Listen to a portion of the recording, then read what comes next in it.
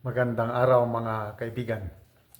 Pag-usapan natin ngayon ang mga bagong pamamaraan or pangako ng administrasyong ito para once and for all mapababa na nila ang presyo ng bigas. Okay, dark chocolate, meron pa tayong stock. Dito kayo mag-contact 0916-9000-997. First come, first serve dahil limited ang stock. Kaya dito sa Philippine Star na headlines, balita, President Marcos approves rice tariff cut to 15% until 2028. Okay. So, ito na yung isang paraan ng administrasyon para bababa ang presyo ng bigas. Kailang hindi yung pangako ng eleksyon na 20 pesos per kilo. Ito, ang target ng administrasyon is bababa hanggang 29 pesos per kilo. So ano itong rice tariff cut? Yung mga imported rice, yung mga importers magbabayad ng buwis tariff. Sa ngayon is 35%. Ngayon, inapprove na ng NEDA, National Economic Development Authority. Ang chairman ng NEDA ay ang Pangulo mismo.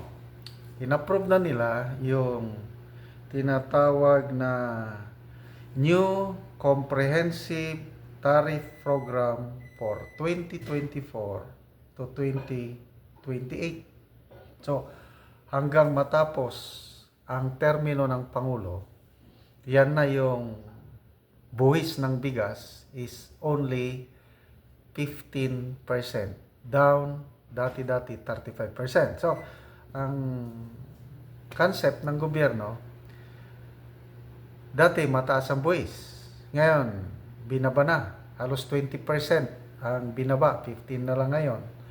So dahil bumaba yung bayad na tariff o buwis ng imported rice, ine-expect nila na ang mga importers ng bigas magbebenta rin ng mas mura. Kaya target 29 pesos per kilo na lang ang bigas once na na-implement itong tariff cut na ito. So, ating himay-himayin. Kung negosyante ka, gusto mo ng mas malaking kita. Correct? So, itong mga nag-i-import ng bigas, matutuwa sila dahil kakaunti na ang binabayaran nilang buwis. Ang maaapektuhan nito, itong pagbaba ng buwis, ay ang mga farmers. Kasi yung dati na 35% na buwis, ang karamihan dyan, ibinabalik sa mga farmers. Yung tinatawag na Rice Competitive Enhancement Fund, RCEP. I think mga 10 billion pesos per year ibinibigay sa mga farmers para tulong sa kanila pambili ng gasolina ba, pambili ng abono, pesticide at iba pa. So malaking tulong ito sa mga farmers.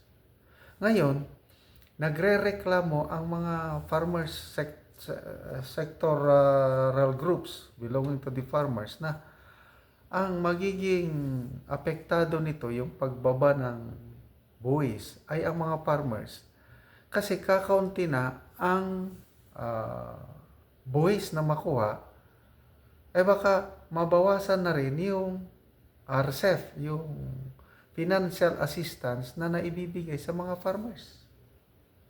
Di ba? So, hindi ko maintindihan.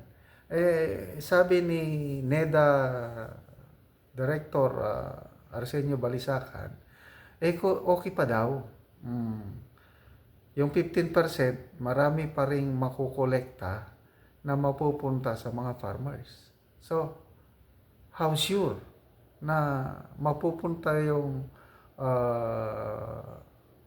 maitutuloy yung RCEP? Kaya nangangamba ngayon ang mga farmers group, yung Free Farmers of the Philippines, yung SINAG, pati yung dating Agriculture Secretary Leonardo Montemayor. Sila na ngayon ang umaangal itong tariff cut na ito na maapektuhan ang farmers. Okay? So, malabo pa rin. Next, bumaba na yung buwis. Ano ang assurance natin na ang mga importers, ibababa rin nila yung presyo nila to 29 pesos? Hindi ko maintindihan. Kasi negosyante ako eh. Nag-import ako. Oh, mababang buwis ko, matutuwa ako. Kaya lang yung presyo ko, bahala ako. Not unless na mag-declare na naman sila ng price ceiling. Kung ibaba ko yung presyo ko sa 29, baka kukunti nang kikitain ko. Alam niyo naman ang tao, ang sakit po ng tao, lahat po tayo, selfish in nature, yung greediness, nandito po sa puso ng bawat tao, yung akin, akin, akin lang. Mabuti kung ang mga negosyante maawain. Pwede ba nila? Paano? Yung mga negosyante, sila rin yung mga mag-hoard, di ba? Ang problema natin ngayon is smuggling and hoarding.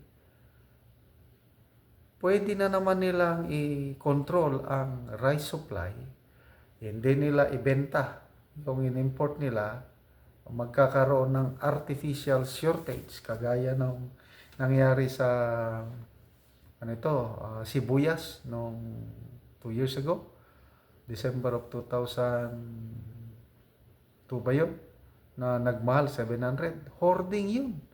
So itong bigas na ito pwedeng i-hoard din ng mga importers. Kaya hindi ako masyadong kumbinsido yung magiging 29 pesos per kilo na lang ang bigas once na maisakatuparan itong pag-decrease ng buwis ng imported rice. Okay?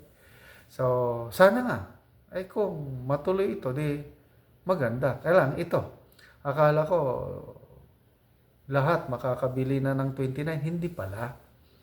According to the NEDA director, ang makakabili lang ng 29 pesos per kilo na bigas yung mga pobre, yung mga kasama sa 4-piece o Pantawid program.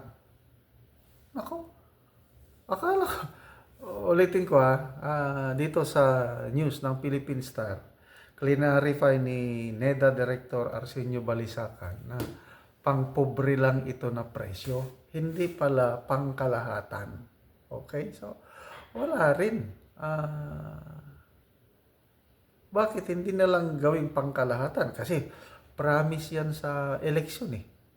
Kahit hindi na lang 20 pesos, gawing 20, kahit 30 pa, ay di matutuwa ang lahat. Bakit? Para sa ano? Ang tingin ko dito is baka isubsidize.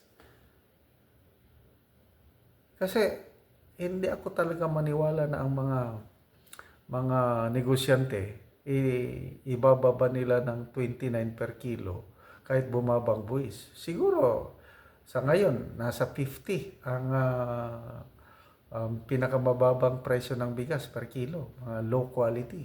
Siguro pwede nilang ibaba pag nag-decrease na yung buwis, maging 40 pesos per kilo. Pwede na yun. Matutuwa na ako. Maraming Pilipino nang matutuwa. Kaya lang yung 29, pwede pa rin yun. Kaya lang subsidized by the national government. Mayroong ibubuhos na pundo ang gobyerno.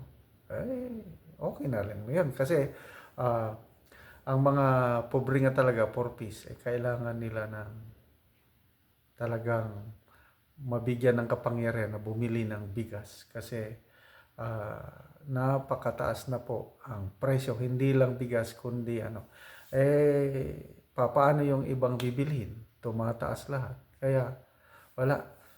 Ito na po ang malaking sakit sa ulo ng administrasyong ito, yung inflation. Pataas ng pataas, pahirap na pahirap ang buhay ng tao.